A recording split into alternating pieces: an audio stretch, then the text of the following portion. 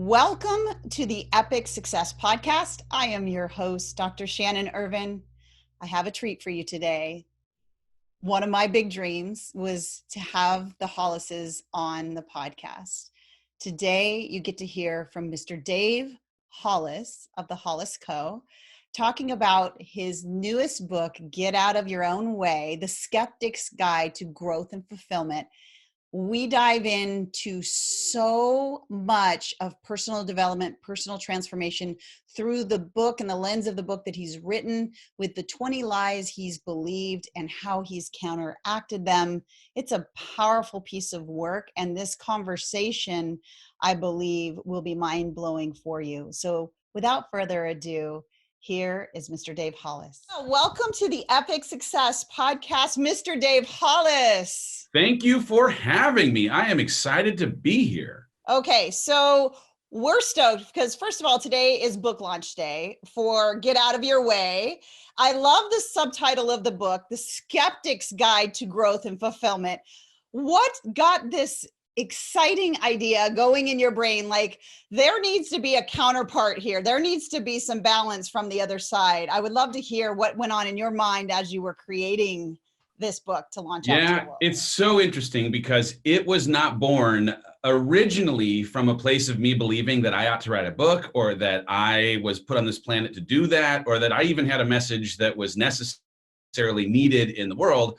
I had the idea to write the book out of the reaction I had to reading Girl Wash Your Face, which was, if you were unfamiliar, I'm married to Rachel Hollis. She's written a couple of books, 7 altogether, 2 of which recently have become very successful. And when I read Girl Wash Your Face the very first time, I had a panic. I absolutely thought it was a mistake to write the things that she wrote, and tried with my very, very best to convince her to not release the book, because I saw her vulnerability as a liability. And though I did my very, very best to try and convince her, she had been in community with this audience for such a length of time that she knew, nope, I know the struggles that these people have been through. I know that if I can share those same struggles that I have gone through and how I have applied tools to get out of my way, that maybe in them seeing themselves in my stories, it will afford them some trail of breadcrumbs to make some change themselves.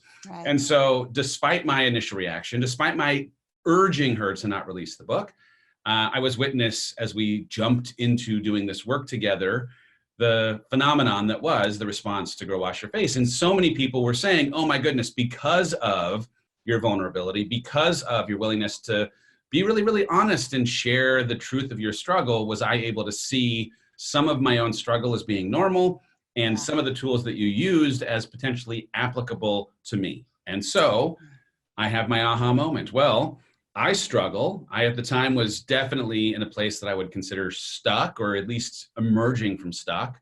Yeah. And I asked, hey, if there were a chance for me to, in owning my struggle and the way that I now have really, I think, created some power in the narrative of persevering through the struggle in a way that doesn't hold as much shame for having had it, but really, like, I have confidence for owning now the things that I've been through.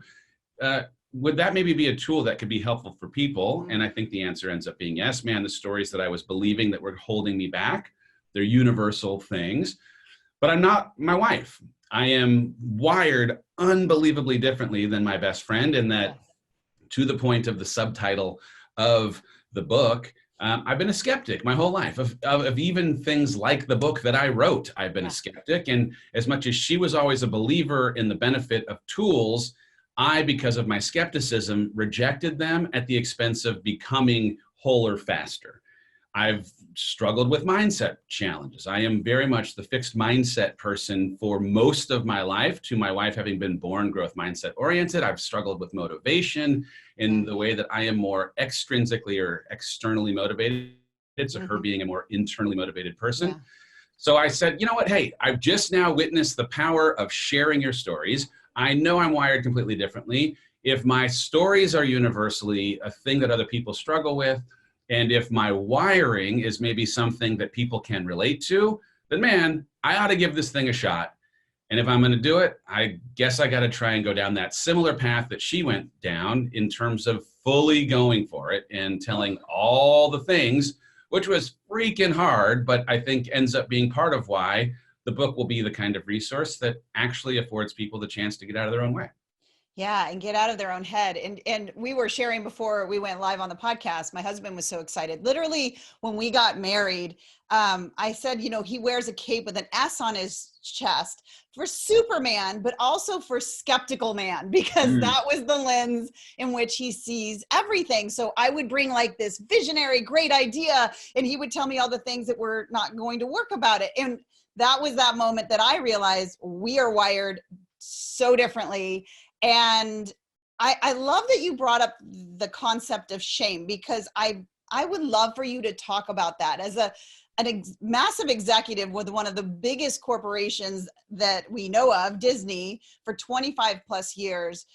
And one of the 20 lies that you told yourself was that your work was who you are, right? And my listeners, because we do dive into mindset, because we are a brain-based mindset type of podcast, I would love for you to talk about that worth and work combination and how shame plays a role in that for you. Yeah, well, it's interesting because I didn't necessarily have my finger on it at the beginning of my doing some work to get unstuck. But now that I've done the work, I can see so clearly achievement was a vehicle for me to get love, right? I think we're all in some capacity trying to be affirmed as being enough or worthy or lovable or have love. And for me, achievement was my route to it. I would work for good grades. I would memorize the Bible verses. I'd get the trophies or play the soccer or whatever it was. And the more I could achieve, the more I felt like I was putting my finger on the scale of at least eliminating the possibility of not being loved, but more hopefully just getting the love. Right. And as I've transitioned from being a kid into being a young adult and an adult, as I get into my professional work, the way that I was able to ascend in an organization, the way that I had a title on a business card or a salary attached to that title, my worth felt like it was connected to that identity that was a part of my work life. And so much of it, again, I can see was me thinking, oh, well, if I achieve in a way that outpaces other people, if I achieve in a way that creates status, or if I achieve in a way that affords the people that I love and crave love from the most, something that in seeing my achievements makes them want to love me more, then man, I'll be lovable. And what's crazy is it assumes then that so long as you have a certain title, so long as you have a certain salary, so long as you have, whatever it might be, fill in the blank inside of your professional life, that you are worthy and enough and lovable, but that if those things were not to exist, that immediately you are not available to those things. And that's obviously craziness.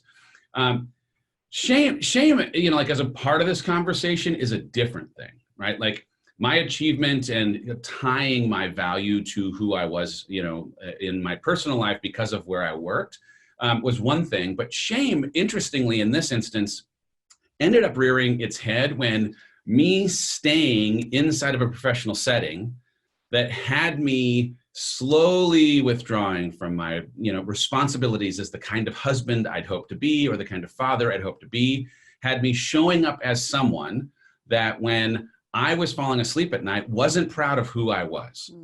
And I've really spent a lot of time trying to get my hands around where pain has existed in my life over the last, call it 5 years. And over the last 5 years, I went on this crazy walkabout in nature. I had 2.5 days of just no technology, journaling, really trying to dive into why, where I'm going, but also where I've come from, so that if there's any learning out of where I've been, I can apply it to where I'm going. And one of the things that came up in journaling, which is a thing I had never really done, but man, my unconscious thoughts now start pouring onto the page, was this idea that every time I'd experienced pain in the previous 5 years, it was when the person I knew myself to be was incongruent. There was dissonance between that person and who I said I wanted to be or who I told people I was. And so in having stayed inside of a job that was underutilizing the skills that I had been afforded by our creator, by staying in a job that had me for the benefits of the paycheck or the status, not actually growing, And in the absence of growth, descending away further and further from who I say I want to be as a father, who I say I want to be as a person, as a leader, as a whatever it might be, that's where shame comes in, because the space that exists between who you say you are and who you believe yourself to be when you're by yourself, like how you feel about yourself when you're by yourself, is the most important thing, period, that, like you can stay connected to. And the way you feel about yourself when you're by yourself, when there's that dissonance, that space is regret, is underutilized potential, is shame for not having shown up the way you know you could. Yeah. And it's almost like you embody that physically, like you walk around with that embodiment of that difference between who you really know you're capable of being and who you are being. And that dissonance, as you spoke about, our subconscious stories just want to, keep us in that place of for safety reasons, right? We've trained our brains to think that being unfulfilled is safe. Yeah, the word stories is a thing that is a theme in this entire book and has really become a theme inside of my life, because if we are not conscientious of the stories that we tell ourselves, then we become someone who just plays a role against the backdrop of something that someone else has devised as the way life avails itself to us, how life does or doesn't afford us opportunity, whatever it might be. And I have had to constantly be in a conversation about what are the stories that I believe, why do I believe them, and where did the source of that belief come from? And if you currently subscribe to any beliefs that are your capital T truths, and you haven't recently done an audit of whose authority did this come from, and does that authority still have credibility in my life? Yes. You need to. Because so many of the chapters, the book is built around these 20 lies that I was believing, that in believing them kept me in my way. The work of the book is, hey, finding a way to make those lies unbelievable, and here's what worked for me.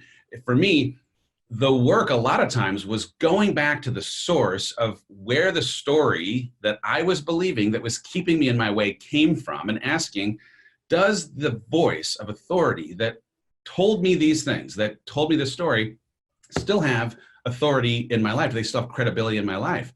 And oftentimes I found that the storyteller sometimes could still have credibility. It could be someone from my family of origin or someone I still respect and in relationship with, but that they don't have any credibility on the topic that I was affording them weight. And plenty of times it was from a voice that no longer is current, no longer is relevant. They have no currency in 2020. And the answer when you get there is be free. Let go completely of that as a story that you have to believe, and go chase your life. Like there are these limiting beliefs, these things, stories that we believe that, if we're not careful, are running our lives and not us running it. Yeah.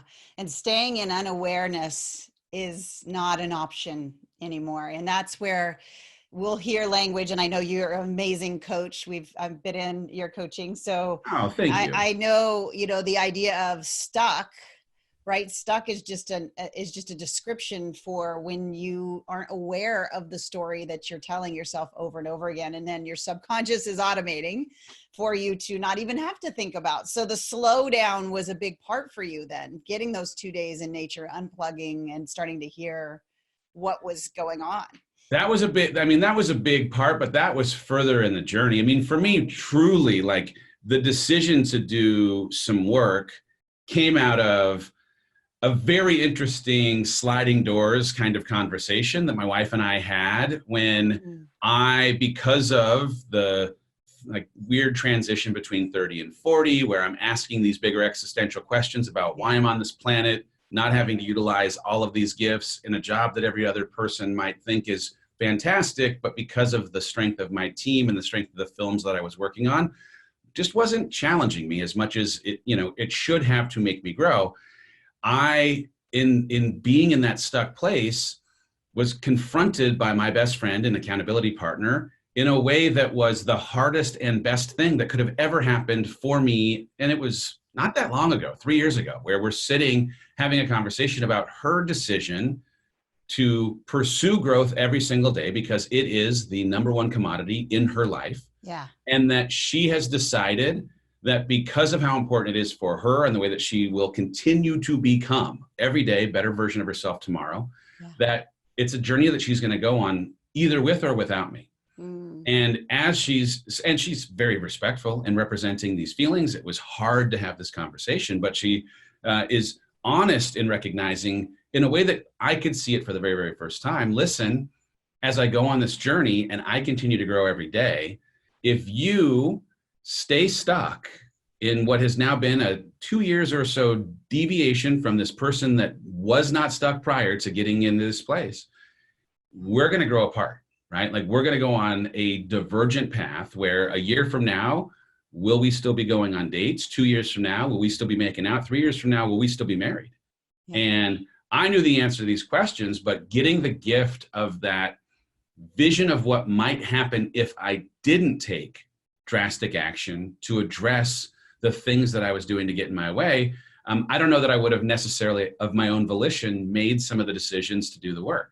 For me, the work, as much as, man, I love the idea of getting clear and spending a couple of days to really like own your thoughts. Like my journey in getting to the bottom of why I was doing the things that were keeping me stuck started on the couch of a therapist, where in a true search for understanding behavior, whether it's my practical brain or the way that I'm, looking for some more objectivity in the why of it all, I just needed to sit with someone and have them help me process what it was about my wiring, what it was about all of me that had me resisting showing up in, the way that I had for almost 40 years of my life, as I found myself in this ditch of my own creation for these couple of years. And that started me on a journey where I realized, here's how to do work inside of personal development, this thing that I previously had a ton of taboo around. Right. And if you are willing to push past the way you may have pre-assigned some taboo or things that may indict you, I came from this through the lens of some of the masculinity that was taught to me, through some of the way that my family of origin taught some things to me, thinking that if you did this kind of work on yourself, that it indicted you for being less than or broken. Yeah. And man, I can see so clearly now how crazy that was, because it's only through having done the work that I was able to get the help. It was only through doing the work that I could understand the why, so I could apply some salve to the pieces that were, brokenness. I wasn't broken, but I had some fractures that I had to heal. Yeah. And now in having healed them, man, I'm strong and more available to be the person that I know I want to be. That brings up such clarity around here. Dave Hollis, you guys you arguably have one of the most transformational companies out there in terms of helping people step into who they're meant to be, right? Yet we're always, and I say this to my clients and my students, we're always too close to our own things. Like our blind spots, we can't see them. And as much as we, the picture is there's some clairvoyancy, like that you're just sitting on a rock and somehow downloading all these truths. The reality is we need those mirror reflections to the future that we want. And that beautiful moment when you stared at the future version of not doing the work, that just gave me goosebumps, because it's a choice, right? You could have chose not to look at it. Yeah, it's interesting. I was confronted through the lens of my 7-year-old's very innocent question with my biggest fear that I was actually living into on an everyday basis. And that is, we were out back playing a game of ask any question. I always, basically to my 3 sons, this is just prior to our daughter having joined our family, said, listen, I will answer anything that you guys want. I'll probably avoid getting into too much detail with certain things that are gross because you're boys, but ask any question. And here the question was, what are you most afraid of? And he's looking for some silly, gross, whatever, because he's 7 and out of my mouth falls not living up to my potential. And in having those words come out of me where I hadn't really been thinking about, I just said them out loud. It started me down a path of understanding that, this is the crux of why I feel stuck. This is the crux of where my unfulfillment ultimately exists. And in that moment, or just moments after that moment, I actually constructed a vision, bizarrely, of a 20 years from then. I was just turning 40. And there was something about that milestone birthday that was really messing with all of the things. I didn't think midlife crisis was real. Midlife crisis was real for me. Thank you very much. And I constructed this vision of a 60th birthday dinner. So 20 years in the future, here we are. My kids have now grown. They maybe are with partners, maybe they have a kid, who knows, but they're older and they are invited to a dinner to raise a glass, to toast the impact, the way that I've shown up in their life, for my life, to the community, whatever it might be. And I can see now two versions of the way this dinner plays out, that there are either a room full of people who are just for 45 minutes a person going around, just I'm becoming nauseous because of how amazing they are representing how I've shown up for them and the world. Yeah. And there's another version where not all of my kids show up, and those that do don't have anything to say.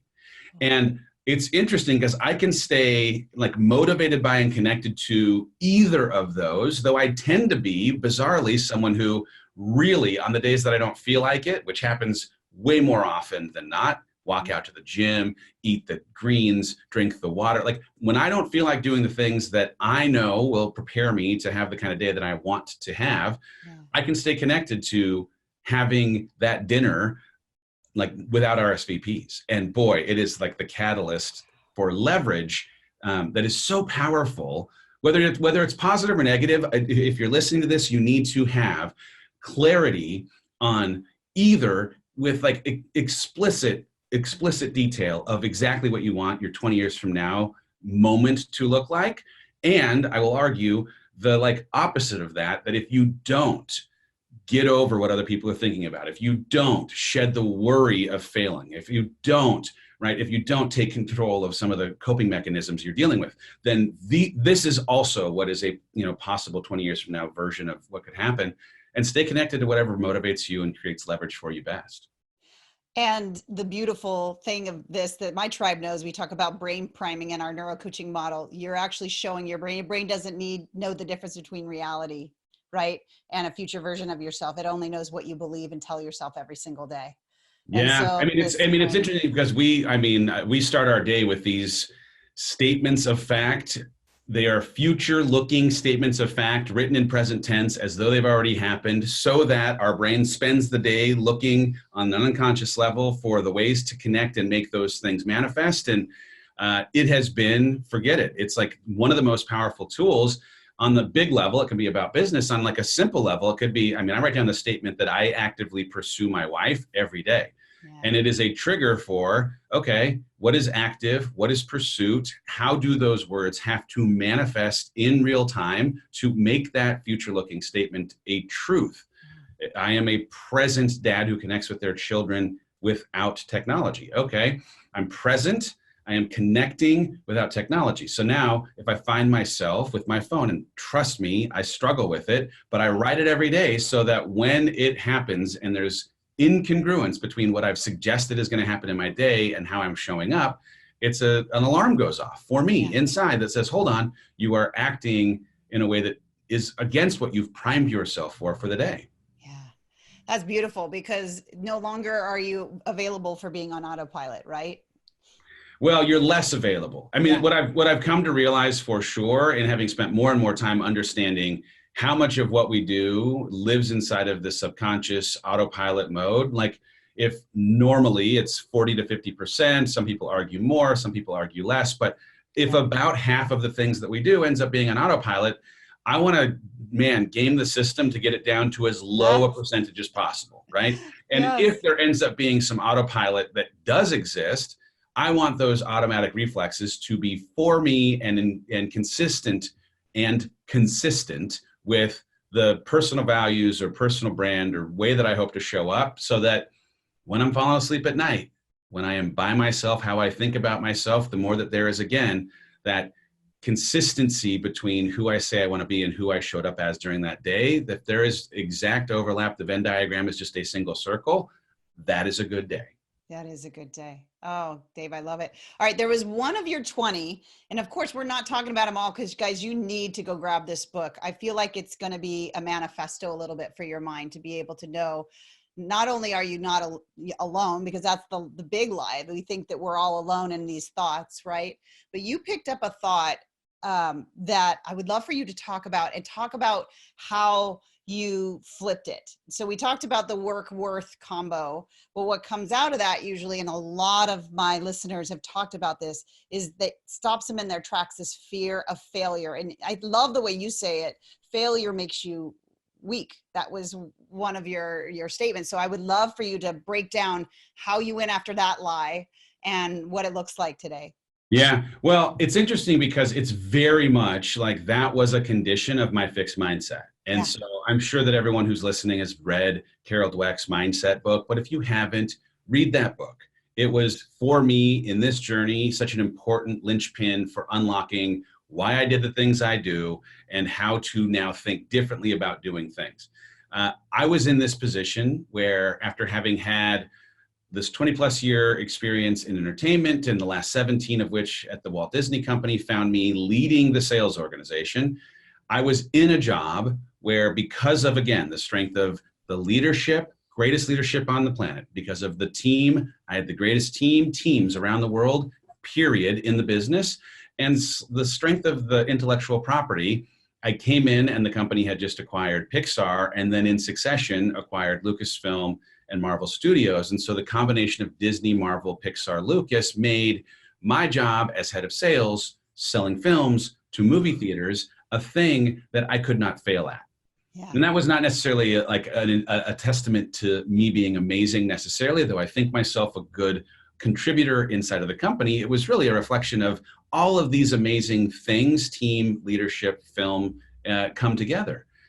And so in the absence of being able to fail on the whole, there was not an opportunity to grow.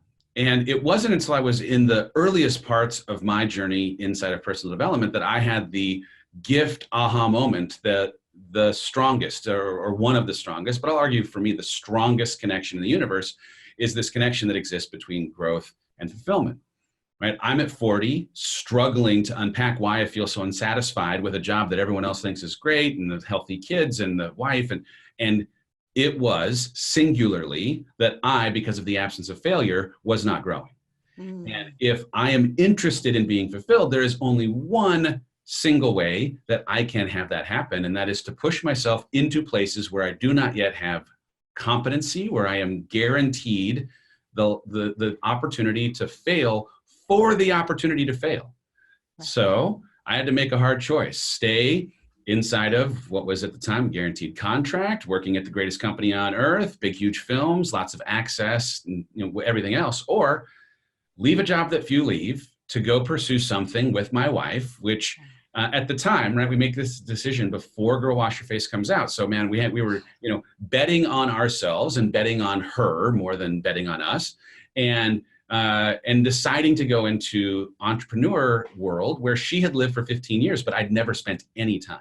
Right. And as I came into it, the idea of, yep, I'm going to leave what I knew for what I need, and now challenging myself outside of my comfort zone, embracing opportunities to fail every single day because of that being the route to growth, I found myself failing all the time. Now, it is not easy. Like, I'm going to tell you right now, like, just because you may come to the recognition that you need to push yourself outside of your comfort zone, it doesn't mean that all of a sudden, oh, you made the hard choice and it becomes easy immediately. Right. Failure stinks. Rainbows and unicorns. Right. Yeah. Failure stinks. I don't want to fail at all. But what the gift of this business scaling as fast as it has offered for me, we moved here with 5 people. We have 65 now on staff. It's been not even 2 years. So very, very fast. We've gone from small to a little more than small.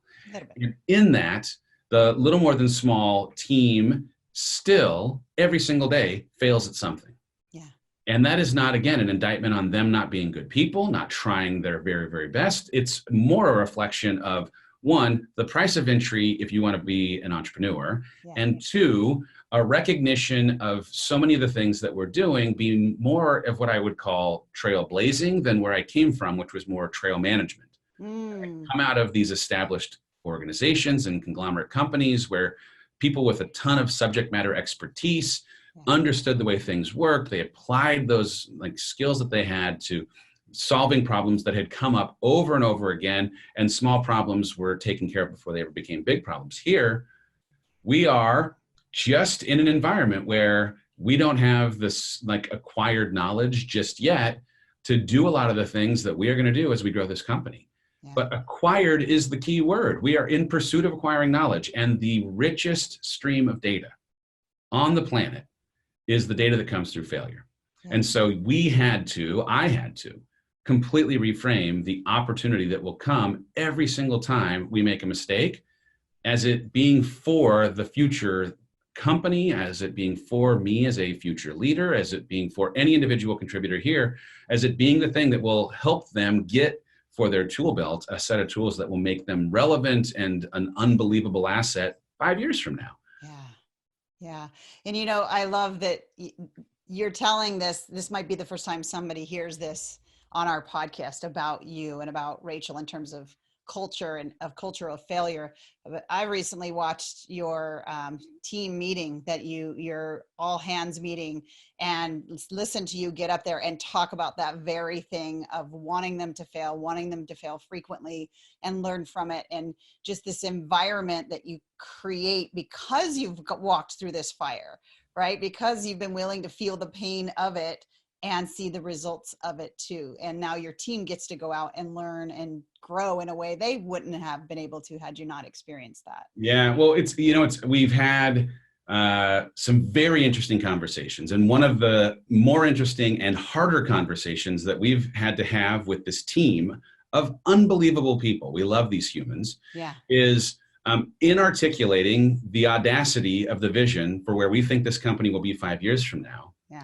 Also representing to each of them that if the dreams we have become real, which is our intention, we will make them real, that none of them will be at the leadership table unless they are able to augment the set of skills that they currently bring to the office. Right, and that includes me. Right. And it's hard to tell people like, oh, you're not good enough yet to sit at the table that exists 5 years from now. But it is an honest reflection of the, again, audacity of where we believe we're going and how necessary it is for them individually to think differently about pushing themselves each into new spaces inside of this business of ours that they will fail at, so that in having made some mistakes outside of their comfort zone, they will acquire some new knowledge. That is the prerequisite for getting an invitation to the table around our leadership table 5 years from now. And part of it too is, to the video that you're talking about, just normalizing that we are going to, because of the speed with which we're trying to create impact and bring tools to the audience, we're going to make mistakes. Yeah. And that if we were not making mistakes, we would not be pushing as hard as we ought to be to serve the audience well. And so as people raise their hand and represent, hey, this is a new tool we think you guys could create, or oh, it would be amazing if you could meet us in a venue like this, or on a technology platform like this, or through an interface like that. Great. We're going to hear that, and in hearing it, run to try and serve well. And likely every time we step into a new space, learn a ton of unbelievably new things. We just, in real time, hard thing to have to process. We've had a lot of success in this live event space. Yeah. It has been unbelievable. If you've never been to a Rise event, I'm going to tell you right now, there's nothing like it on the entire planet. And in the success that we had in selling out venues pretty quickly and having transformative experiences inside of these arenas, we decided to add London to the list of cities that we are going to bring these events to. Yeah. And it was a request of the audience, you need to come to London. And we're excited. We just came out of Toronto, so it wasn't going to be the first time that we were in another country, but first time certainly we'd be in Europe. And we're for it. It's exciting. We've created materials. We tell the audience we've got the venue, 5,000 seats, and we sold 380 tickets, right? So we went down a path that we'd never been down before in trying to meet the audience's needs. And in having attempted to meet the audience's needs, we're given a very clear sign that Europe's not yet ready for this event. Right. And so as a responsible business operator, even at the expense of, having to disappoint people who were really excited about that event, we had to make a hard choice to not do that event, right? Yeah. We did the work to make sure that they got their money back and gave them free tickets to other events. But that was a humbling failure. Yeah. But it was a gift, because in the gift of seeing what we didn't do right. Man, we didn't do a market assessment. We didn't understand how much appetite there was. We didn't find a venue that was, we didn't do a whole host of things.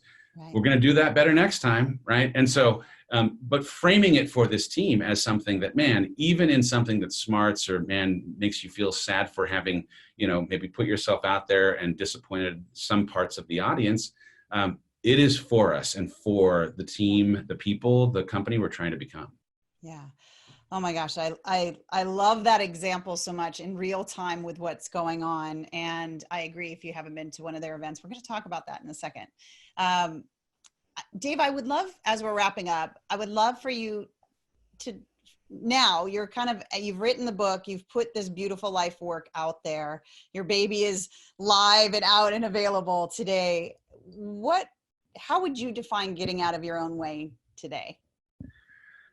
Well, I mean, it really does start with the storytelling. So, we touched on it, but really examining what you believe about the limits or absence of limits for your life is where it begins. Because if you still are holding something that in any way restricts what you believe to be your permission, your right, your enoughness, your worthiness to go and pursue the life that you deserve or fully exploiting the gifts that you have been afforded, you need to start there and just debunk the lies that you are holding on to. So that's one.